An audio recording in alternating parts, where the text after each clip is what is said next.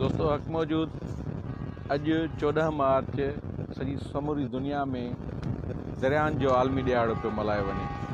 उन में पाकिस्तान में सिंध में ख़ासि करे कुझु तंज़ीमूं, कुझु दरियाउनि जा दोस्त, दरियाउनि जा आशिक़ माण्हू जेके आहिनि उहे नंढे पैमाने ते दरियानि जी अहमियत खे सम्झंदे कुझु प्रोग्राम करे रहिया आहिनि। घणनि माण्हुनि पंहिंजा प्रोग्राम सोशल मीडिया ते पंहिंजा पैगाम शेयर कया।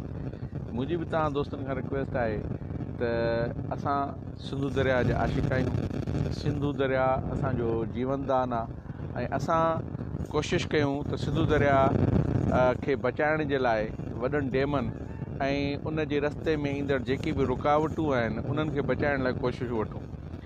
ज़ाहिरी ॻाल्हि आहे, असां सम्झूं था त सिंधु दरिया जी जेका तारीख़ आहे हिमालय जे जबलनि खां वठी वेंदे खारे छाण ताईं, इंडस डेल्टा ताईं, उहा लखे साल पुराणी आहे। सिंधु दरिया इन में को शक कोन्हे त हुन हिमालय जे जबलनि खे चीरियो आहे ऐं उन खे चीरे ग्लेशियर्स खां थींदे उहो दरिया जेको आहे उहो समुंड ताईं अचे थो पियो। पर असां वटि हिन रियासत पाकिस्तान में सिंधु दरिया जी अहमियत खे सम्झो न वियो आहे ऐं ईअं खणी चइजे त जेको आम नान सिंधी बि चवंदो आहे त सिंधु दरिया जी रेस्पेक्ट न कई वेंदी आहे, उनखे उनजी इज़त जेका उहा न कई वेंदी आहे।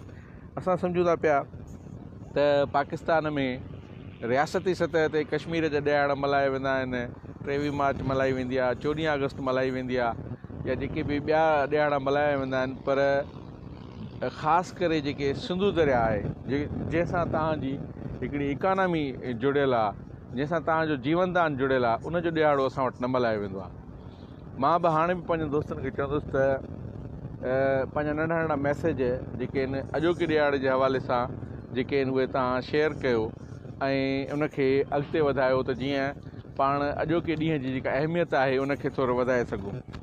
असां सम्झूं था पिया त जेको ख़ासि करे हीअ ॾींहुं जेको गुज़िरियल 22 सालनि खां दुनिया जी कुझु बैन अवी तंज़ीमूं मल्हाए रहियूं आहिनि, उन में इहो आहे त वॾनि डेमनि जी तामीर खे रोकियो वञे ऐं सिंधु दरिया जी घणनि माहिरनि जो इहो चवणु आहे जेकॾहिं सिंधु दरिया जी नेविगेशन सिस्टम खे बहाल कयो वञे ऐं फितरी वर्करनि खे बहाल कयो वञे त सिंधु दरिया मां तव्हां अरबनि जी तेल जी इकानमी खां वधीक कमाए सघो था पिया।